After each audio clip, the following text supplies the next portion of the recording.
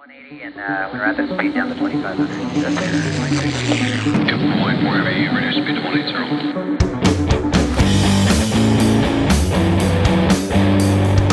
BlackBox. All right, so Jordan tells me we're rolling now, so we're jumping into another episode. I have a new friend from Nashville, Tennessee, or at least that's where you are today, right? Yeah. So I have Mrs. Amber Sandberg with us, who is a mompreneur, and we'll talk more about what that is in a little while. But today I would like to welcome you to our show, KP's Black Box. Thanks for taking time out of your day, even though it's still really early there, like an hour behind us, right? Yeah, it's 2:00. Yeah, so early. So early. But Amber, thanks for being on the show with us today. I'm excited to talk to you. I've got some show notes here to ask you some questions and just you as a thought leader, really just get some info from you about, how you're making change in your world. And can't wait to have that conversation. But as I was telling you off camera, one of the things that we like to do on my podcast, especially in the town that we live here in Virginia Beach and Hampton Roads, it is like the mecca of naval surface warfare, military, and all the supporting branches around the U.S. Navy. And so a lot of my client base in my financial services firm is military. So we always like to give a shout out to our military and those who have served our nation faithfully. So I've got my little old faithful Johnny Walker. You got your coffee there. Yeah. So we're going to just give a toast to those folks who have served. Thank you. And thanks to those families and those moms and dads who stay at home every day, which is part of the military service, towing the rope. So cheers to all you guys. Yeah, cheers. Thank you. And I'll save a little of my Johnny along the way. It helps me stay on track. So what, I should add that. Yeah. I should add that to my thing. It works really well. Makes you warm and fuzzy. And I'm glad I ate lunch. Usually I do these podcasts at like 9 in the morning. Okay. And usually I'll try to wait to eat. Like, I don't purposely do intermittent fasting, Sure. but I end up doing that many mornings. Yeah. And on a Friday, my podcast shows usually record at like 09. Yeah. And the first thing I have other than 2 glasses of water, Johnny Walker. And so usually I'm slurring my speech or, people think I'm stroking out, but it's really Johnny having its effect on me. Oh, man. That makes for a good podcast. I Yeah, tell right. ya. This is going to be great. So give us a little background on mompreneur. So what is a stay-at-home mom who's not really that most people think, and I got to sounds chauvinist here. Most dads, most males in the room would say, oh, mompreneur. So she's just hanging out at home with the kids doing nothing. Yeah. Right? I think most people would say that's a stay-at-home mom, but they are doing actually a lot of stuff. A lot. So, yeah. And this is from a father of 5 children. And my wife stayed at home for 27 years. And still, we have our youngest daughter, Lizzie's 20. She's permanently disabled. And Kathleen still cares for her full-time on a daily basis. So help us understand what it's like to work from home and raise a family. Yeah. Well, so I actually started a podcast in 2016 called The Mom Inspired Show. So I'm a podcaster as well. And my youngest was 2. So that was really interesting. So I tried to do a lot of the shows recording when she was at preschool. Sometimes I tried to finagle between a nap, but kids don't always promise to stay napping. Yeah. So there were always times that I'm looking at the monitor going, oh, she's waking up. I'm like, I got to wrap this up. And so that's kind of what that looks like. And all the things that you have and all the people that are helping you right now, I do that all by myself. So along with my husband. So there's a lot that goes into it, as you know. And so that's what I've been doing. And I became a travel agent in 2018, and last year really tanked the travel industry. The travel industry. It was brutal. It was brutal because not only did I do all the work to book the clients, I had to then do all the work to cancel all of the trips. So then I made 0, and I did double the work. Yeah. So you're serving these clients, but knowing all along that in serving them and doing well by doing good, what Yeah. ends up happening is that you're giving up revenue, you're giving up income Yeah. to make sure they're protected. Yeah, Wow. yeah, and also because I booked their trips and all that, you have to be the one to cancel all of that. So we had to do all of that work. And just to give you a quick backstory, so then this year I decided to get certified as a life coach and weight loss coach, which I'll be certified at the beginning of July, just because I don't see the travel industry changing quite yet in 2021. Sure. So I didn't just want to sit around hoping and praying that it will come back to normal. Yeah. Yeah. Yeah. Well, good for you that you looked at adversity and said, there's a great statement that says, "In chaos lies opportunity." So Mm, you found an opportunity in this yeah. chaos called COVID. We said we wouldn't talk about that, so we're not going to give it power. Um, so obviously those bad things happen. But one of the things as a thought leader, and you and I were talking about this when we first met. Mhm. There's this little formula: E plus R equals O. And when you're thinking about that formula, this event that happened to all of us here in the US, some people tragically identified with that event in a way that it really disrupted their future outcomes. Yeah. Where others in the same world dealing with the same event took the bull by the horns and said, "Well, I'm not going to let this event identify me and where I'm at. I'm going to respond differently Yeah. and respond in a way that I can manipulate my outcome for the benefit of me and my family." Would you say Right. that's kind of the how you took the bull by the horns? Yeah. I mean, I was willing to give 2020 a chance to see what the travel industry would do, but then with coming into 2021, I should say, is that they just changed all the rules. And so when the new administration came in, so now when you travel out of the country, you have to quarantine for so many days if you test positive. Well, that then changes up everybody's freedom to travel. They're like, I don't want to take that risk. So even though yes, we technically can travel, it with the new rules, it's just creating a little bit more obstacles. So we're still kind of in the same predicament a little bit. Yeah. So where do you see, so as a business owner, and now you're looking at your podcast and you're looking at what you're doing now as a Mhm. podcaster versus a travel agent. When do Yeah. you see things kind of changing for the travel industry based on your past experiences? Well, I do think in the travel industry they've been talking about with all the vaccines going into place that there we might see an increase. Um, and also too, you may find that you can't travel without the vaccine. Mm, So that's going to limit. So the people who do not want to be vaccinated, they may not ever be able to yeah, travel. right. So you really don't know until you start seeing like what are other countries going to mandate, and then who's willing to get vaccinated and who's not. So again, it's just a lot of things up in the air. And so the reason why I decided to do the coaching is just seeing last year and seeing how many people were struggling. I could see how, okay, this is actually a great need. And so, and just doing a podcast, I did COVID series, like talking to moms, seeing like, how are they handling COVID? How are they handling working from home and also homeschooling their kids? And so Yeah. I was able to kind of hear from a lot of different moms and, all their struggles. And I thought, this is the time, if I'm going to do coaching, I think this is the time to do it coming out of COVID. I think mental illness is, at a high. People are struggling with depression and anxiety, and so I want to be able to help moms be on the podcast.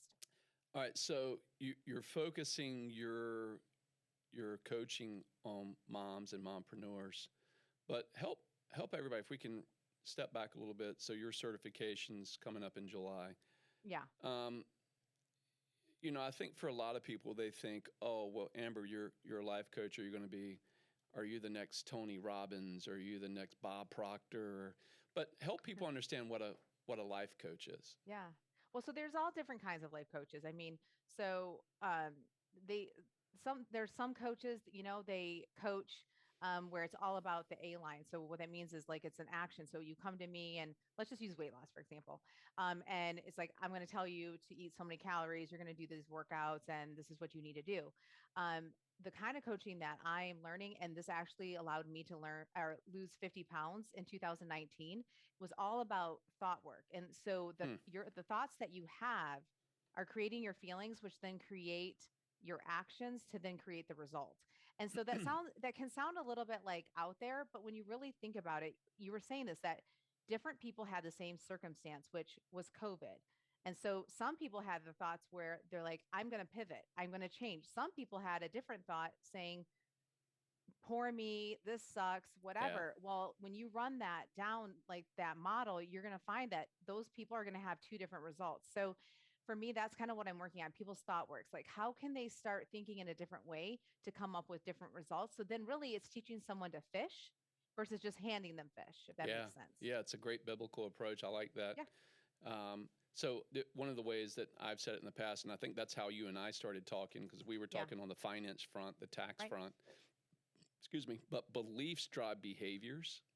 Yes. Behaviors then drive your relationships. And people think of relationship like with another human being. The relationship could be between you and food.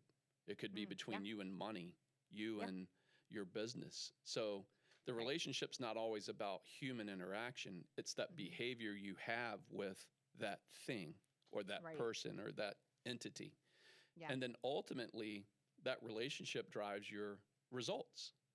Yeah. And what I've found is that when people get uber great results, they go, oh, my belief must be solid. It must be great. I've seen this with people in like Coinbase or crypto Oh. technology Hmm. or what's the big one right now? Bitcoin. Yeah. They think, well, if Bitcoin's here and it's gone from a buck to 50,000, I must be really smart. I must have got this right. It must be the wave of the future. And then when they see a little bump or a correction, then it jars their belief system. So what can you do as a coach to help someone Mhm. when things don't go their way, Yeah. when their results wane? Yeah. So how do you fix that? How do you change the thought? How do you get that person to consider changing thought? Yeah. So really what my job would be is I'm there to actually show my client their thoughts. It's not me Hmm, telling them that's their good. thoughts. And a lot of people, I think there's some coaches and some techniques that they're wanting to coach where they're trying to tell you their thoughts that you should have, but that's not going to stick because you have to really get that Yeah. person to believe that thought. And then you're working on, so even if it's a thought that might not be serving them, we're trying to dig in and to figure out why are they having that thought. And a lot of times what I realize is that people think a thought is the fact. Yeah. They think that is the fact. And it takes them a while to kind of actually see, oh, that's really not the fact. That is my thought that I have about the fact.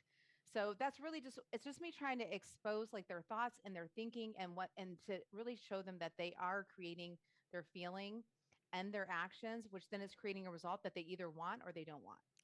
So let's talk about it in a form of conflict resolution, whether it be Okay. with a person's spouse, a business partner, or maybe even the internal fight with themselves. What are Mhm. some tips you could share with people today?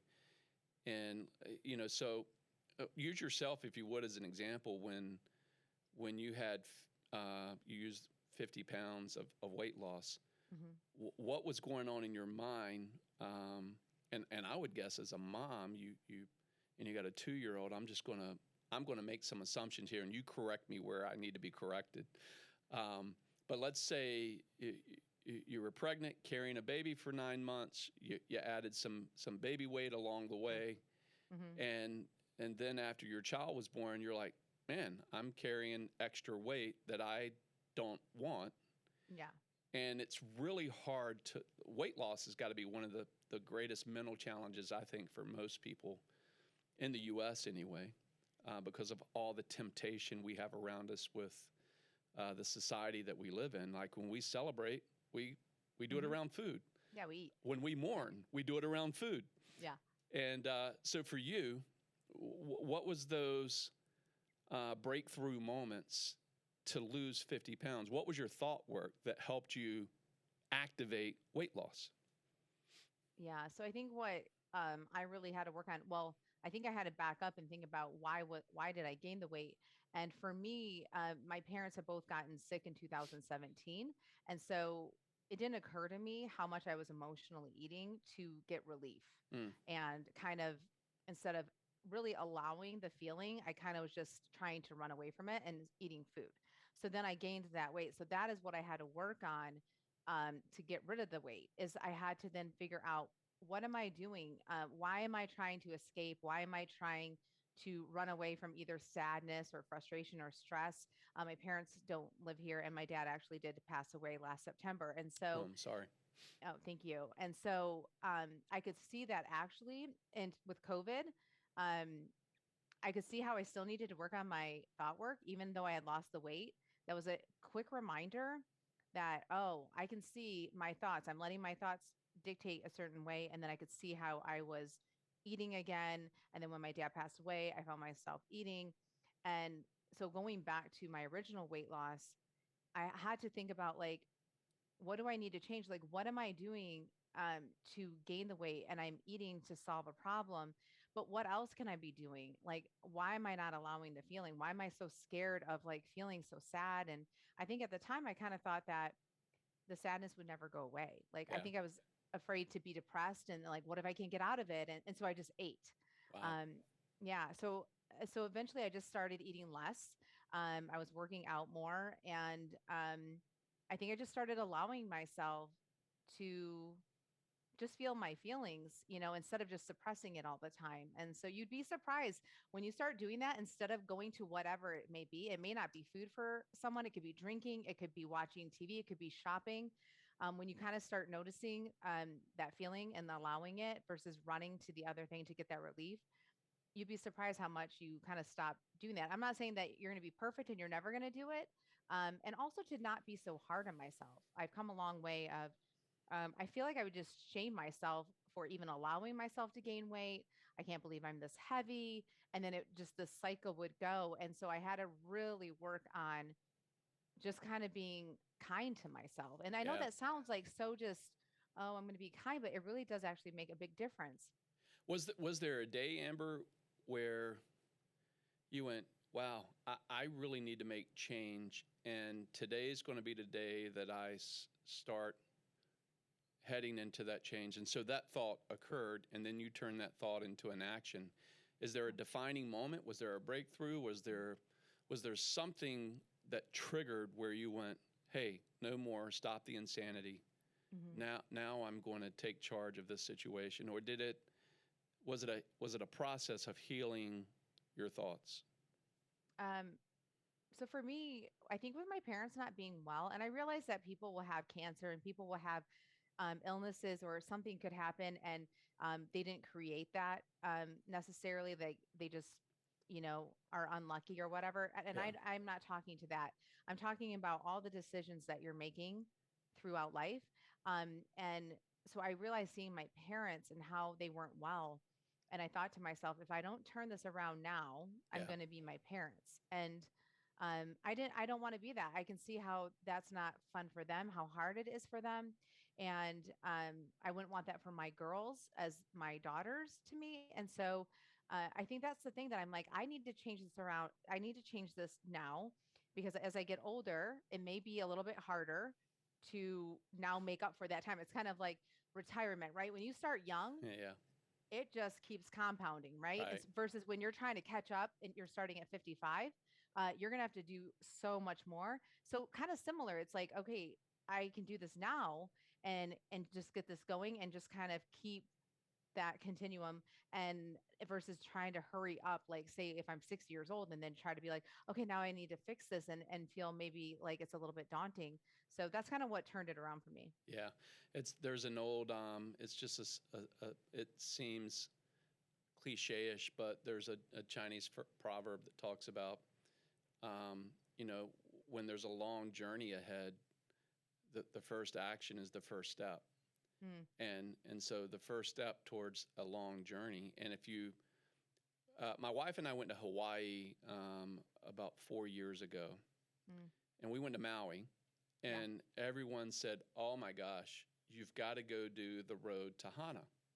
You Hmm. ever heard of the road to Hana? I drove it a little bit, but I didn't drive it all the way. Okay. So what's funny about that is we did exactly the same thing. Mm, We didn't get to the end of Hana. Hana's the end of the journey. And what we found out was the road to Hana was really the experiences along the way. hmm. Getting to Hana, so we got really close, and folks were like, "Well, yeah, it's kind of the end of this volcanic island. There's waves there, there's water there that you see over in Kapalua. So you're really going to go to the end here, and if you have a four-wheel drive, you can actually go all the way around the island. Yeah. But the road, the journey, was simply that, and the defining moment was actually in the phrase, "the road to Hana," the Mm, journey to Hana.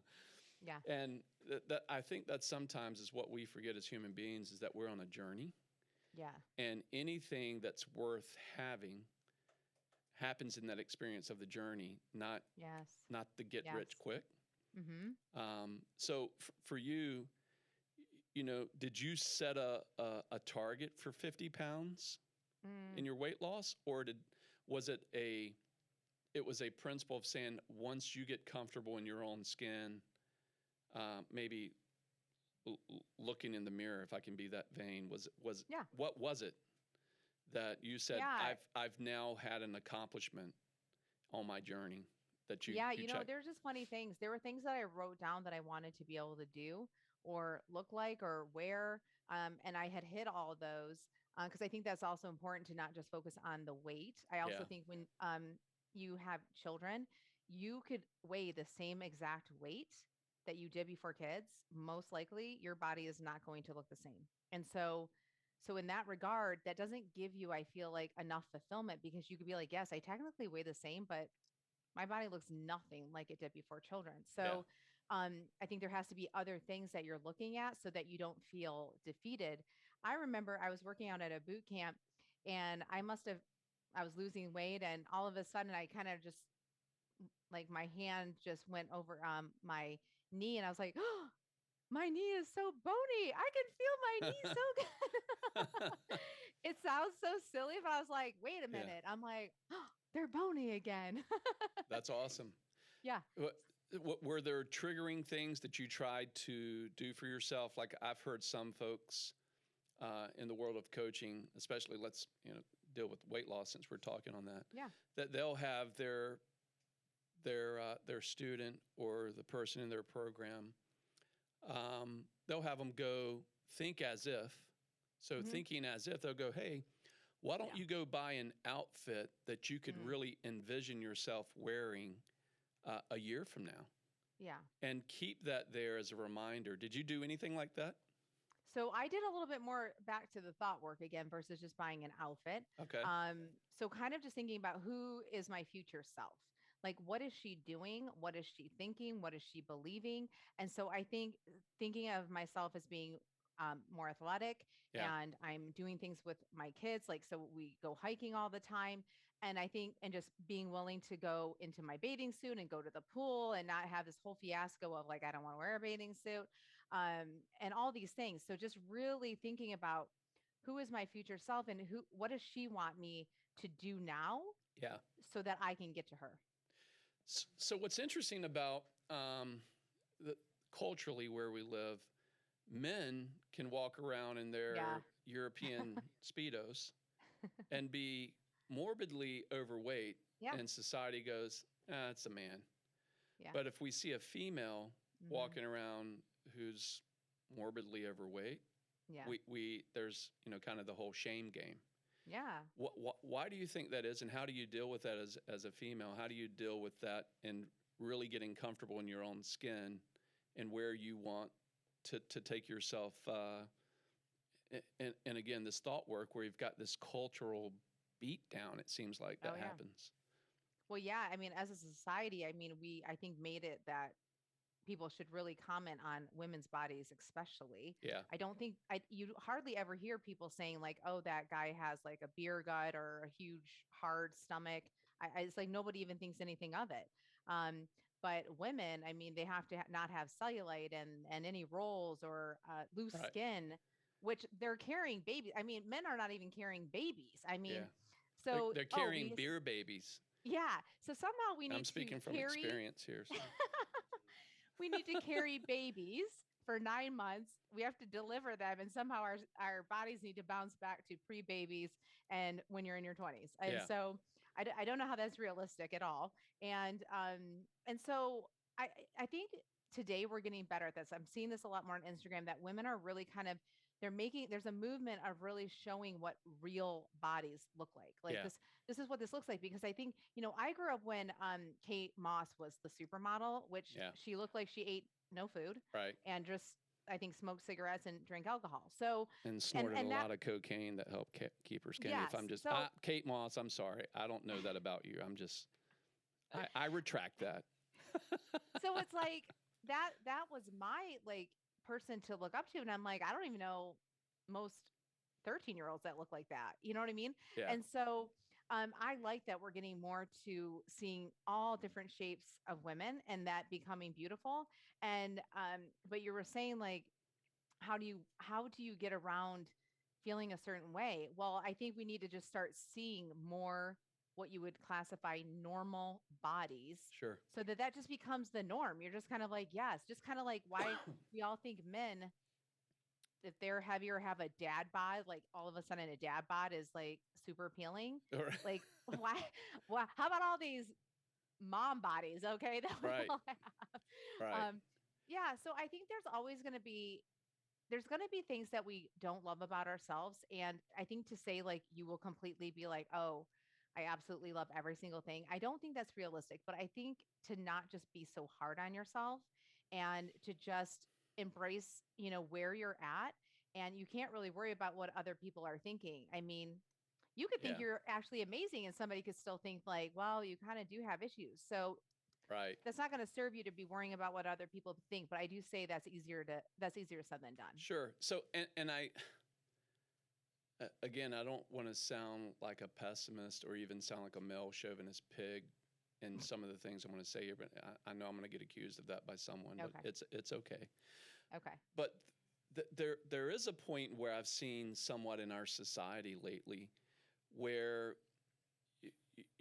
no way. I do not think we should shame anyone for the way they look, no matter where Right. they're at in life. That's Yeah. horrible and it's wrong. Mm-hmm. However, do you think there's a potential in our society where we live in this environment where everyone gets a trophy? Meaning, Oh, if a yeah. person's if you have a client who's overweight, Yeah. and when I say overweight, I mean where it's now affecting their lifestyle. They want Mm-hmm. to take their child on a hiking trip and they're Sure. huffing and puffing and can't keep up. How do Yeah. you as a coach approach that person in a manner of love and accountability Mm-hmm. to say, "Hey, have you thought through, maybe the appearance here?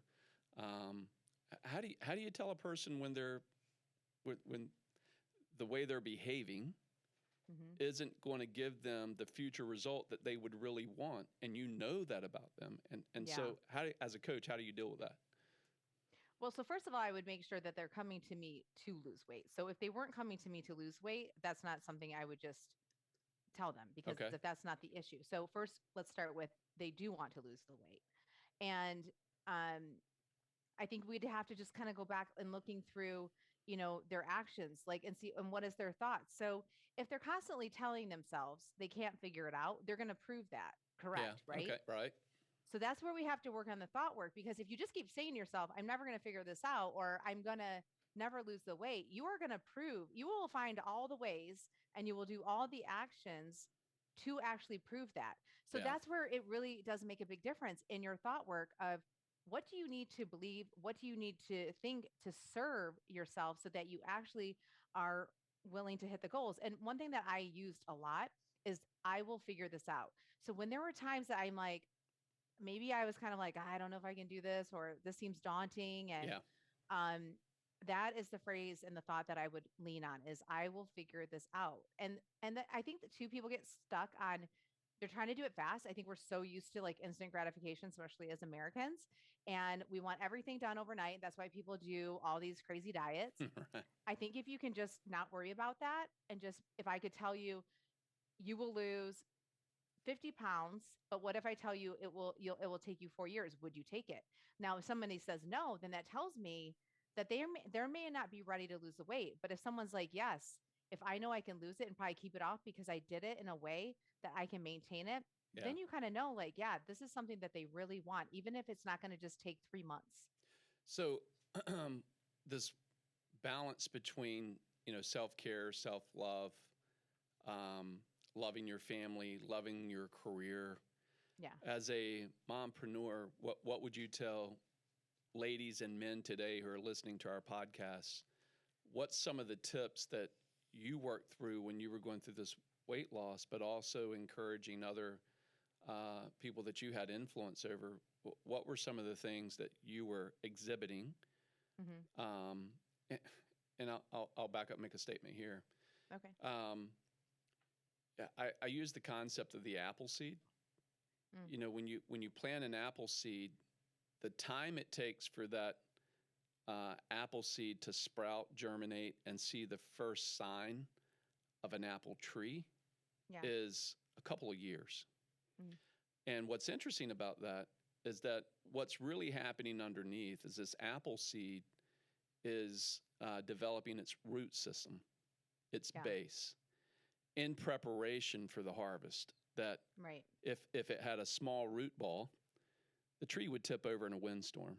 Hmm. So an apple tree has to have a very diverse, broad root base and go deep and wide in order to Yeah. support, in many cases at the peak of its harvest or at the peak of its fruit bearing, um, and sometimes can weigh as twice as much as the tree. Oh, wow. And so I read about this and actually heard this pastor talking about this in a message in a sermon once, and it was like, hey, you have to be prepared and envision that the harvest that you're going to produce in the future, you've got to do the things that nobody will celebrate, no one will see, no one's going to cheerlead you. Yeah. You have to get your thought work in Yeah. preparation for what's to come. Hmm. So for you, uh, did you, and I'm bringing it back to weight loss again, but 50 pounds, you hit that target. And the only reason you know it's 50 pounds is because you were probably weighing yourself Yeah. at the beginning of this journey. Hmm. Yeah. What did you do to not get discouraged along the way in the weight loss journey? What thoughts, what Hmm. actions in your Hmm. mind did you work on to improve your breakthrough or to make sure your breakthrough happened? Yeah.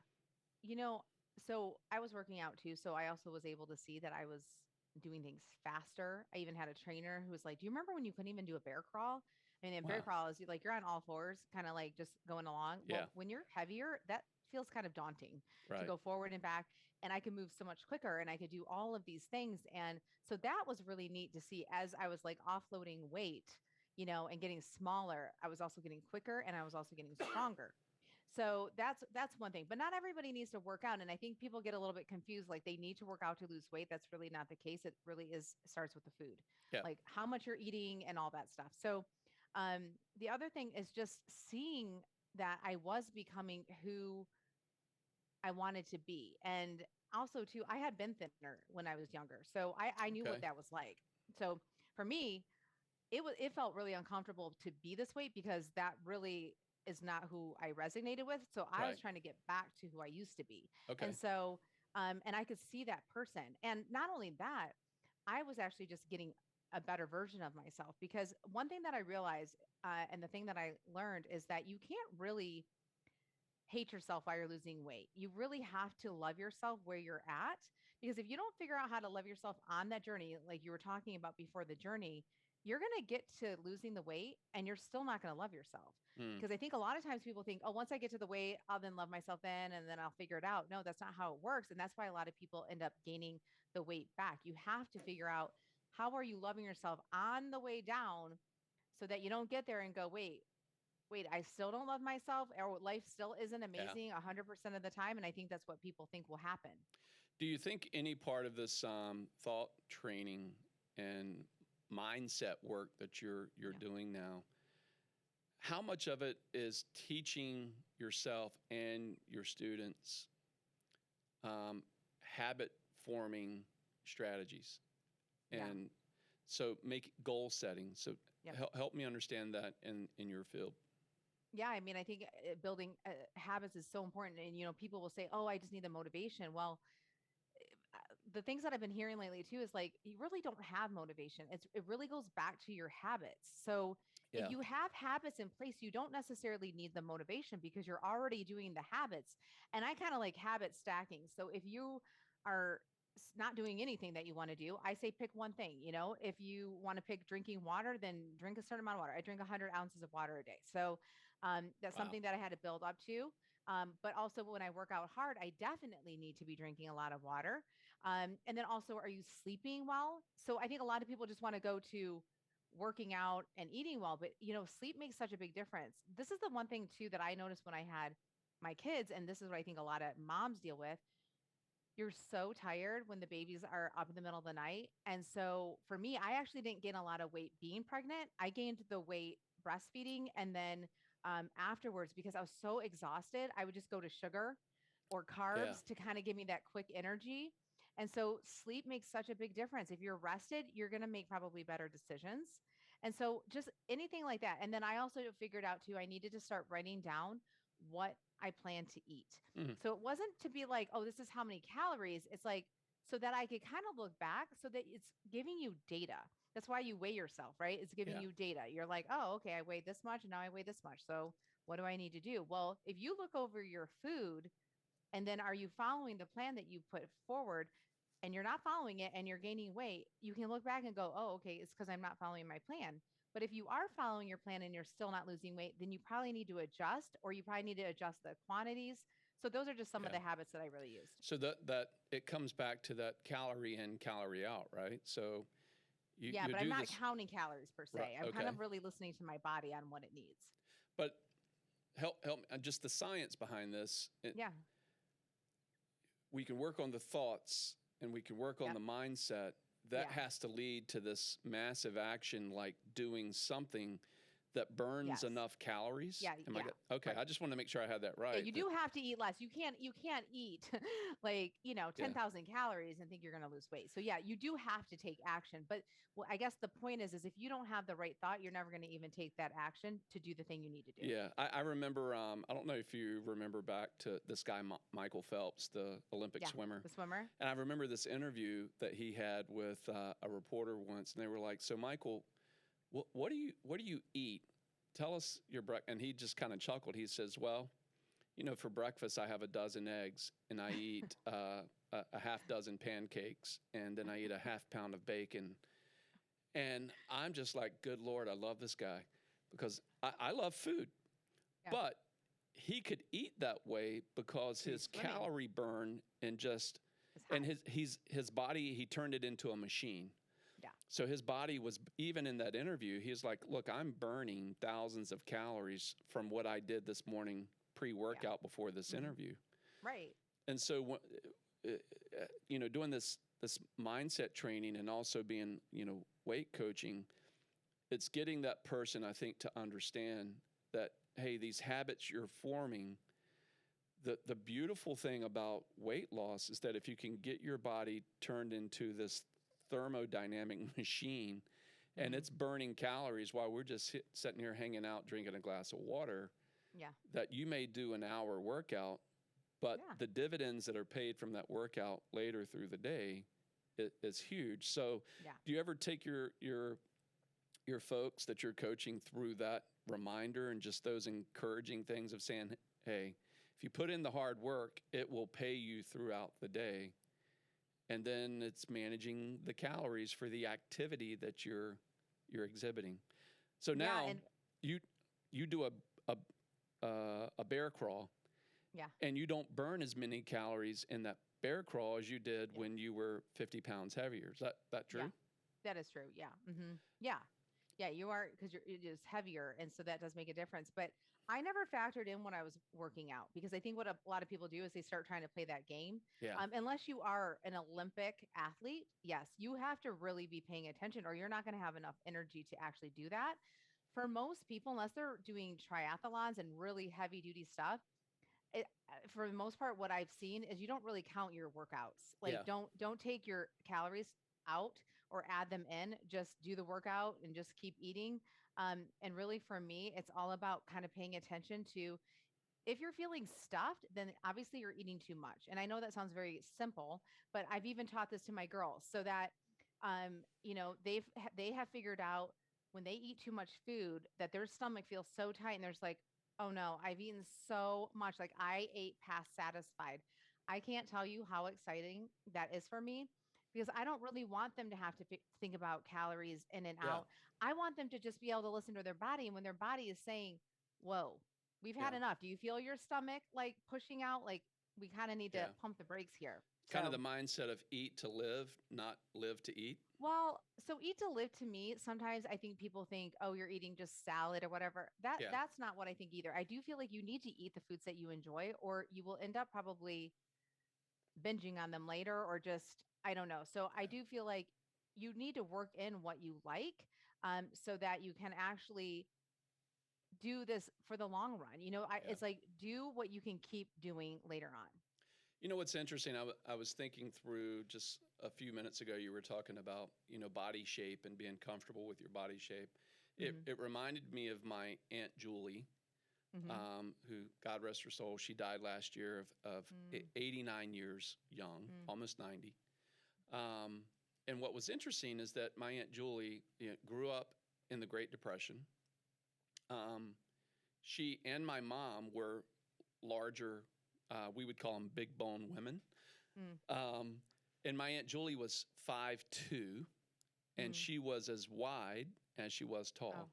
oh wow. Okay. Hmm. Now, Aunt Julie was comfortable in her own skin. Mm, She lived her life at this size that most of us in society would look at and go, "Hey, you probably should,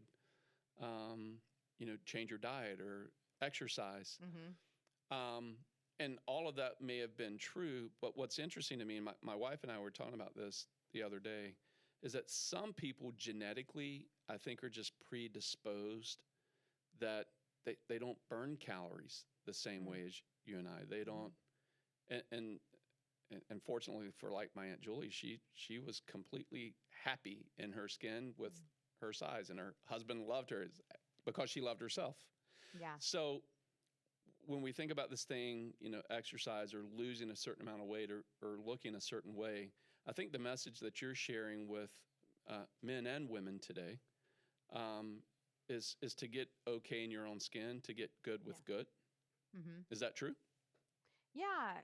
Because I think so many of us think we need to kind of hate ourselves or be so hard on ourselves to lose the weight. Because I Yeah. think, and I thought that too. Like I thought that like if I kind of let up on myself and if I was like, oh, I really love myself even where I'm at, I thought my brain would think, oh, so we don't need to lose weight. Like you love yourself where you are.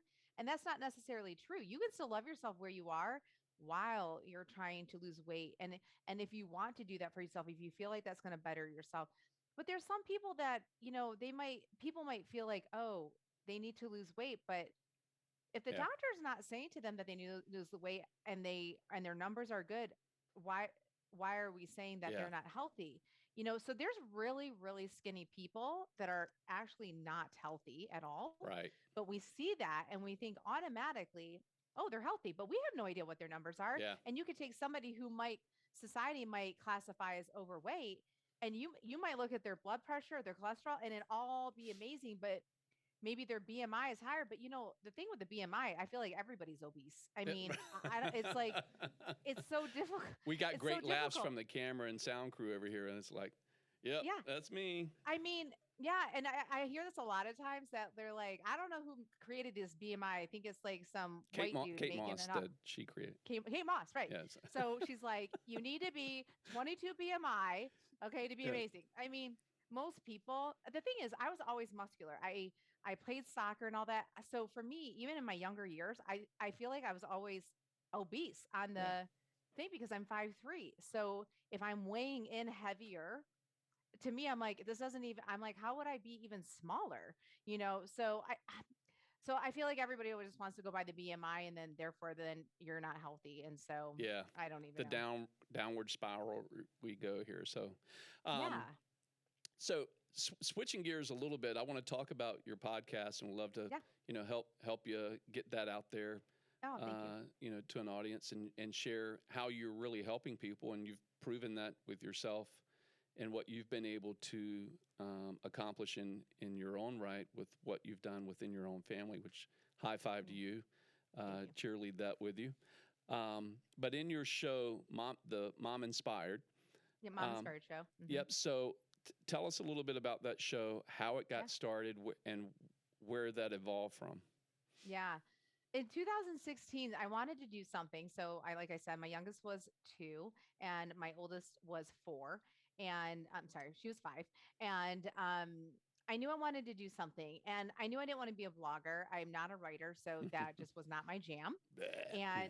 And people always were kind of like, you're kind of like Oprah. Like you just love interviewing people and asking really good questions. And I was like, maybe I should do a podcast. And my husband, Todd, he has sound equipment because he plays music. And Yeah. so we kind of did it a totally different way than like what if I were trying to instruct somebody to do a podcast now, because he already had like a professional mic and then he had all this music software. So we kind of did it completely different than how somebody would do it today. Yeah. And I'm like, okay, so he could probably edit this and I can do it. And I'm like, let's just give this a go.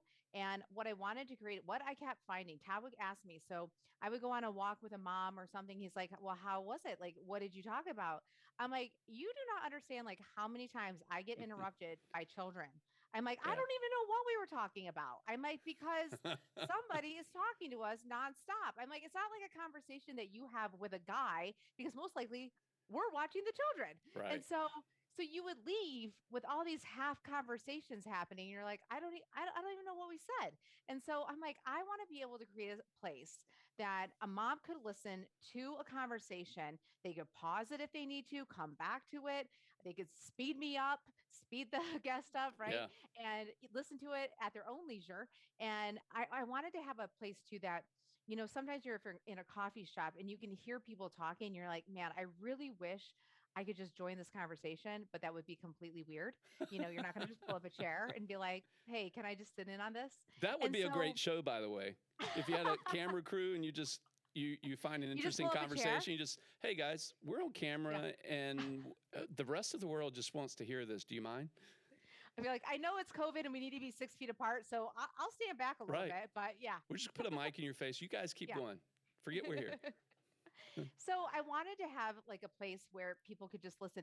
If you don't run in a circle of friends that talk about certain things, if you don't run in a group that talks about, having a business or how do you do your finances? How do you do investments? How do you do any of this stuff? How do you homeschool if you don't homeschool? How you could go to the internet and look it all up. But I thought, you know what? Why don't we have moms that are already doing this stuff or do it for a career and just break it down? And, I would always try to answer, or I would always try to ask questions that people would want to know. I mean, I've listened to shows where I'm like, oh, please ask this question. Yeah. Ask it. And they don't. I'm like, I just want to know it. And so that is always my goal. And so just providing women wherever they are, it's so crazy. I have people listening. My third highest or fourth highest number is in Japan. And I'm like, Wow. are these really Japanese people listening or are these like military people? Because Yeah. you never know who is listening to the show. And so Right. it gets me thinking. So you have people from all over the place listening. And I just really wanted to provide a place that women could feel inspired. And if they were hearing a woman talk about how they started a career or a business and they had a similar idea, I wanted them to hear that person's journey and give them encouragement that they could actually do it themselves as That's beautiful. Any folks that you've interviewed, and you've been doing your podcast for a while now, much longer than I have. And again, thanks for being on the show and giving us an audience today to Yeah, of chat with. course. So it's very cool. But any folks that you've interviewed, who were they any of them like clients of yours, like coaching clients or? No, because I just started that, with the Oh, that's with the right. So you coaches. haven't been, haven't Yeah. started doing So that yet. yeah. So no, I've been doing this for so long, it feels like. And yeah, I mean, now I have people that pitch me people. I mean, this is just so weird. I mean, Wow. when I first started, I remember thinking, how am I going to find people? Yeah. Like, okay, just to paint you a picture, in 2016, most moms did not know what a podcast was. Right. My show was the introduction a podcast. They kept calling it a blog.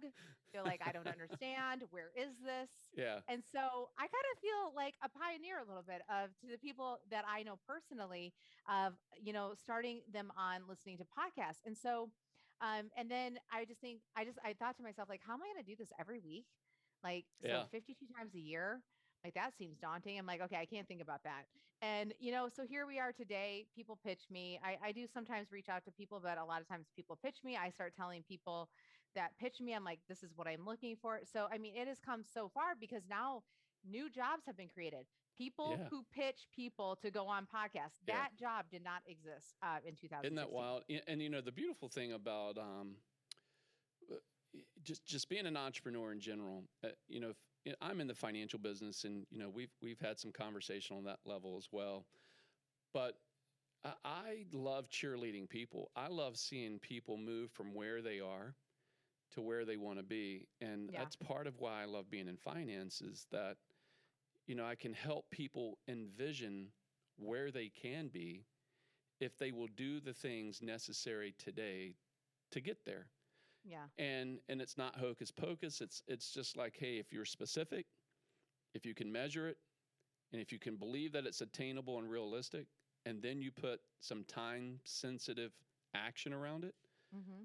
that smart goal, that smart activity will lead to being in a better place than where you are today, whether it be finances, weight loss, family Yeah. relationships. And that's fun when you can be a part of someone's life to see that happen. I get a lot of Yeah. joy from that. And it's not about what's in my bank account. It's what's in this bank account, what's inside. And Yeah. I get that. I get that feeling from you, that just being out there, being an encourager Yeah. of other people is very fulfilling.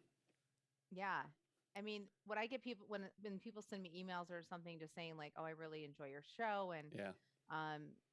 all that kind of stuff, that makes me just feel so good. I mean, this What is I got to tell you, you gave me a really. I want you to finish that thought, but I okay. want to slip this in. You gave me an idea today, Oh and yeah, what is maybe it? you do it in Nashville, and I'll do it in Virginia Beach.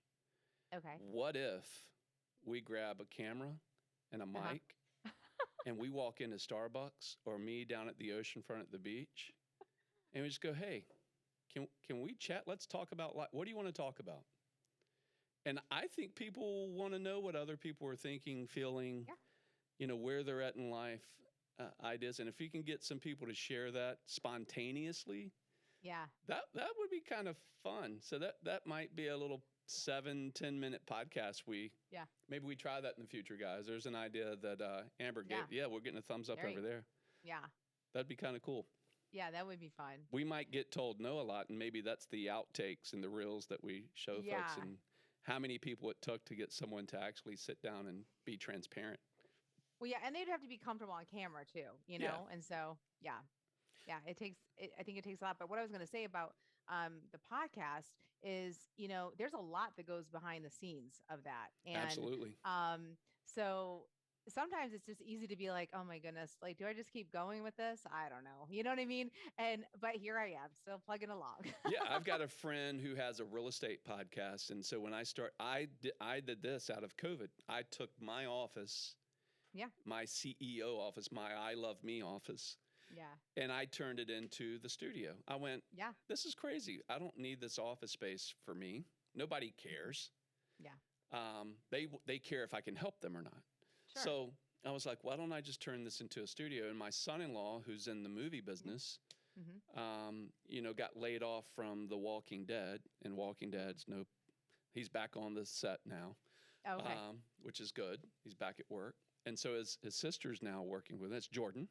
Yeah. And so, out of out of something that was really horrible with COVID came the opportunity where I said, instead of letting this define how we're going to, manage our workspace, Yeah. we're going to redefine how we manage our workspace, and we're going to Yeah. we're going to do a podcast. And it's something that had been in my mind for 2 years cultivating.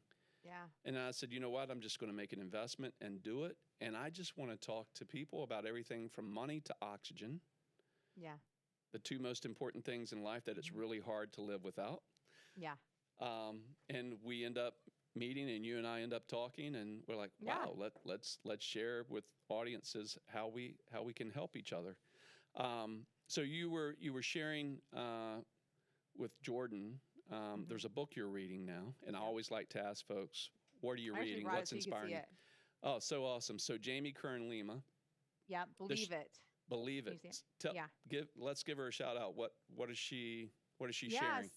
So her whole thing is how to go from underestimated to unstoppable. She's the founder of It Cosmetics, and I kept seeing her everywhere, and I was like, okay, I need to see who this person is. And the book is amazing, and it really talks about how she created this, concealer for rosacea skin that she couldn't find it, and people kept turning her down. She figured out a formula in her living room with her Wow. husband, Awesome. trying to knock it out. QVC was like, no, no, no. Sephora, no, no. Ulta, no, no. And then people were even saying like, oh, people aren't going to buy from you because they thought she was too heavy. So see, you run up against that again. It's Yeah. like, what does that have to do with makeup? So Right. you have that, people judging you all the time. And so even though she's very pretty, which to me, that's what you should be focusing on is for makeup. I mean, what does it matter if you're carrying Yeah. extra pounds or not? So, Right.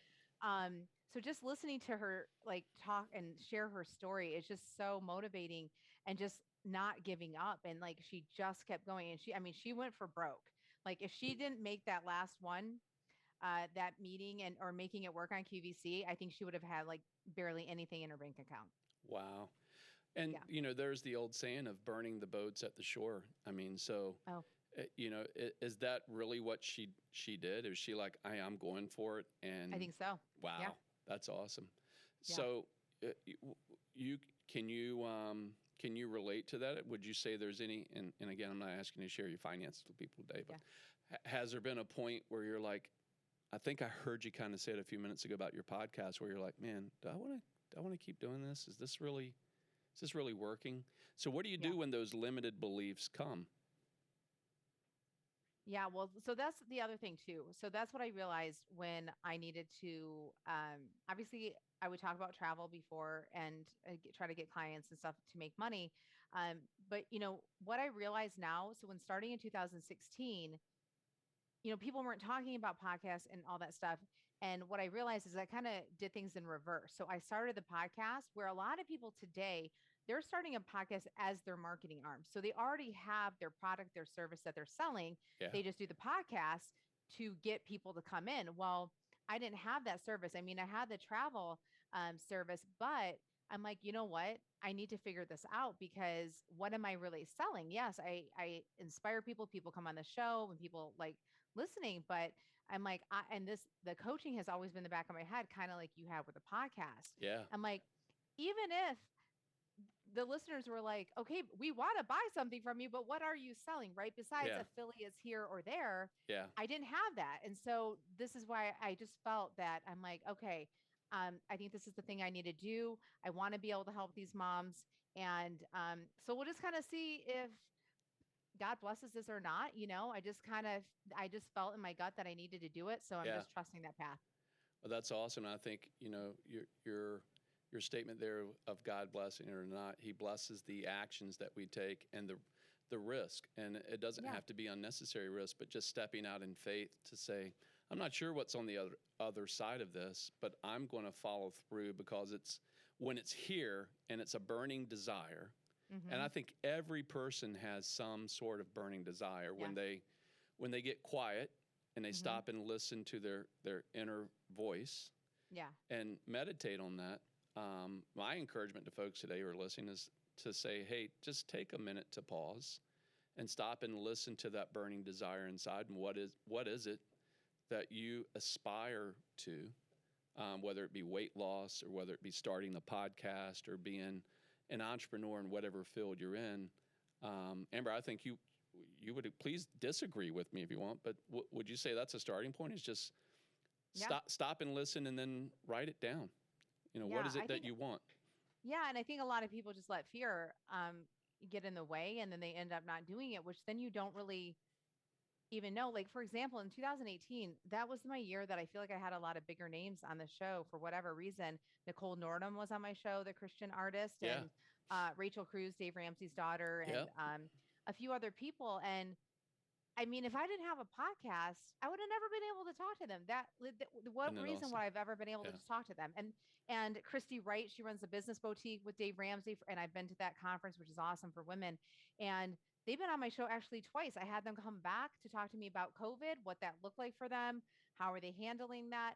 And so you have like these relationships that I just would have never had if I didn't take that first step yeah. of starting this whole journey. Bringing up Dave Ramsey, one of the great things about his story is that what I know about it, and Hmm. the the the opportunity that he had in front of him, or what he has in front of him today that everyone Oh, sees. yes. You got to go back to the beginning of his Yeah. story to really Oh, yeah. understand how painful it was for Yeah. him, and the He went bankrupt. failure. Yep. Yeah.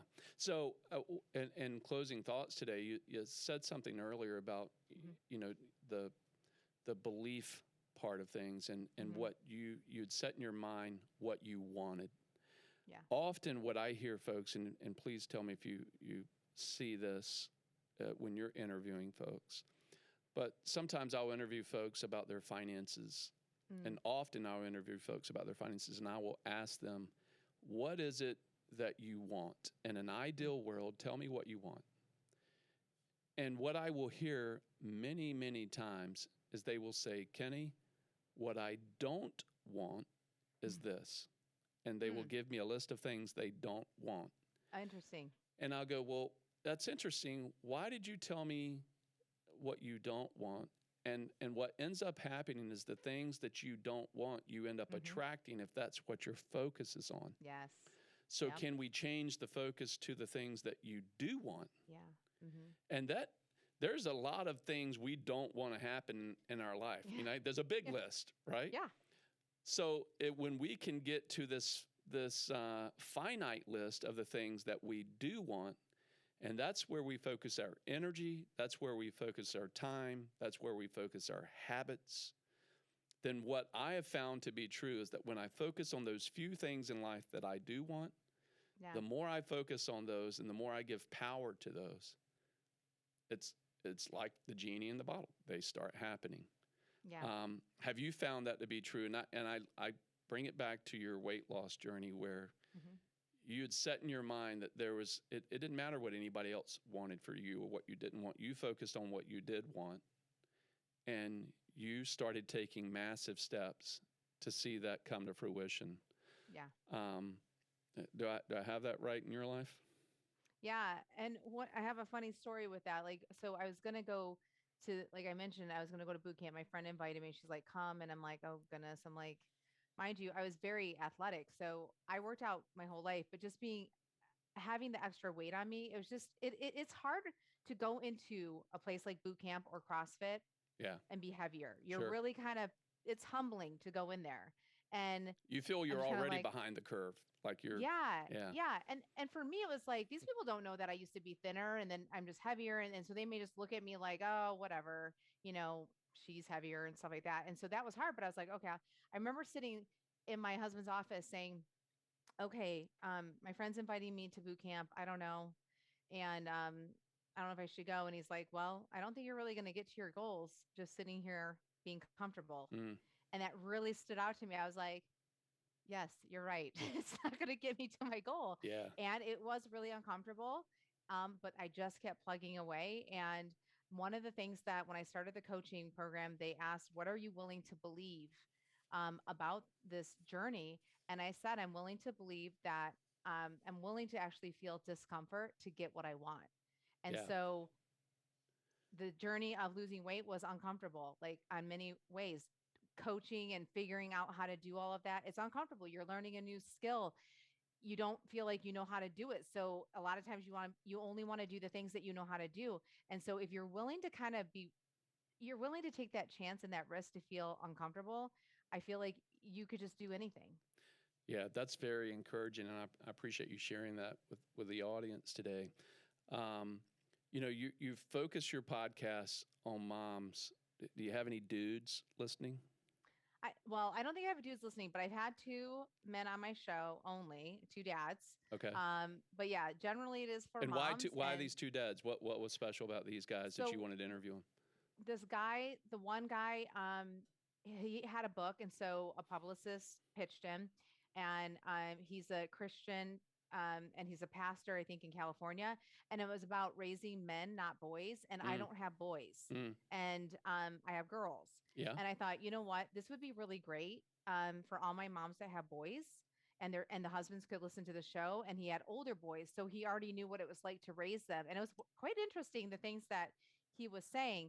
And then one recently I had on, he wrote a Lego book, and my husband has Legos from when he was a child, and we have really encouraged our daughters to get into Lego. Yeah. And I was like, okay, I'm willing to let him come on this show because we're Lego fanatics. There you go. Yeah. That relational aspect, right? Yeah. Um, there's a great therapist out in Michigan. Mm. His name is Egrich. Y'all, you're gonna have to fact check me, guys, on that. But he wrote a book talking about how women see through pink lenses Mm. and hear through pink megaphones, and Mm. men see through blue lenses and hear through blue megaphones. Mm. And just listening today and how you focused with moms, but Mhm. you use this opportunity in finding a man to interview on primarily Yeah. a woman focused show, Mhm. because boys do behave differently Mhm. than girls. Men behave differently than men. I mean, men behave differently than women. The women. Yeah. And so I have three boys and two girls. Mm. Yeah. And the way you would talk to a boy and the way you would behave with your son is completely different than I did with my two little princesses. So I completely get Yeah. that. And it was funny you were bringing up the Legos. My oldest son Noah was like a Lego geek growing Yeah. up, and Yeah. so I'm going to have to go back and listen to that podcast now and Yeah. It's hear what he fun. had to say. What was his name? Oh my gosh, you're putting me on the spot. I'm totally blanking. Do you remember what episode it was? Kenny, do you think I remember the stuff? No, just kidding. Well, see, you've been doing it for years. I was, oh yeah, that's episode number 125. We haven't done that many yet, so Yeah. Do you want me to try to look it up while I'm on here? yeah, look it up. Okay. And while you're doing that, I'll give a shout out to you. So your website is mominspiredshow.com. Yeah. Is your show also available on YouTube? It's not on YouTube, but it's on all the podcast players. Okay. Yeah, so Um, we video ours, so that's why yeah. we do YouTube as well. Yes. Yeah. And So I found it. okay, It's episode 221, and his name is Warren Nash. Warren Nash. And the reason I say it's because most of my listeners are males and Cro-Magnons. So Well, yeah, they need to yeah. they need to let their wives listen to this episode then. Okay. All right. Then we'll make sure that happens. Yeah. Your Instagram is @momsinspiredliving. Yep. And so same with my Facebook page. Okay. Mom Inspired Living. So parting thoughts today. We talked about, the book you're reading now. Mhm. Any parting thoughts that you would leave with listeners today to say, hey, if you want to see some change happen in your life, and if you could, sum that up in a couple minutes, how Yeah. would you tell people who are listening today, if there's something going on in their life that they want to see improve, they want to see different, what's the starting point? I think a good thought, like I said before, is just keep telling yourself you'll figure it out. You'll I figure it think out. when you just keep putting that in your mind, you will find those ways to figure it out. And kind of like you were saying, that the people that were saying, this is what I don't want, and Yeah. they're going to go find what they don't want, right? Instead of Right. what do they want. And I think people get really stuck if they don't really know the path. So they don't know what to think. And I just found that just saying, I will figure this out, your brain will start searching for ways to figure it out. That's really good. I think it's a great point. You will figure it out. Yeah. Well, we figured it out that by the two of us talking and have a conversation that we was like, hey, you know what? It'd be cool to have you on the show. So thank you so Yeah. much Yes, for. thank you. And this is weird. I want to look at the camera here, but I need I to know look you at do. that I camera. know it's So confusing. you're like, Kenny, what are you staring at? But I am really honored, Amber, that you were willing to come on our show today and share with us some of your thoughts and being a thought leader. I wish you nothing but the best in this new journey that you're heading into, helping women and men improve their thought process and coaching them through that. If someone wants to consider hiring you in the future and you coaching them, would they find you and be able to talk about doing that through your Instagram or your Facebook? Yeah, if they want to message me, or they can email me at amber@mominspiredshow.com. They can find me there too. Beautiful. Well, hey, best to you and your family, and send Jeff our best, and we'll look forward to chatting with you guys in the very near future. And I'd love to catch back up with you in the next few months and see how coaching's going. Yeah, that'd be great. Thank you. Awesome. Enjoy Nashville. It's one of my favorite cities. I will. All right. See you soon. Bye. Take care. You call Todd Jeff. Oh, God. Who the heck is Jeff? All right. I didn't want to correct you. No, you should have. That would be funny. That would be That really would have fun. been a boo. Are we still You guys should recording? have booed him. Boo. No, we're stopped. Oh, my I mean, God. the Yeah. cameras are. I can put it in the camera. You know what she's going to do? I'm going to have her go in and edit that. Okay. And you'll just say And, Todd. Yeah. Well, no, I'm going to make fun of myself. Oh, I do that all the effing time. That camera is still rolling. So this. you know All right, so what? that camera's rolling. I am sorry, Todd, that I called you Jeff. That's so crazy. I apologize. And I'm doing this in front of my audience right now. They're laughing at me because they know I do it all the time, which is horrible. So I owe you dinner again, Todd. In Nashville, all me, Chef and I. Take it. I'll take it. Yes, we'll do it. Awesome. So my apologies. It's okay. But guess what? Your name's Jeff now. At least with me anyway. No. From now Oh on, my gosh. he's gonna That's kill so me. funny. He is gonna kill me. He's gonna be like, hey honey, great interview with Kenny. And who's this Jeff guy? Yeah. Who's Jeff? Holy shit. I apologize. There I'm cursing now. Yeah, we can go So that far. Jesus help me. Well, my All kiddos right. are going to get home soon, and they're going to be looking at me through those French doors like, hello. Please let us go. They're like, I need a snack. All right. So tell Jeffrey Todd again, my I will. apologies.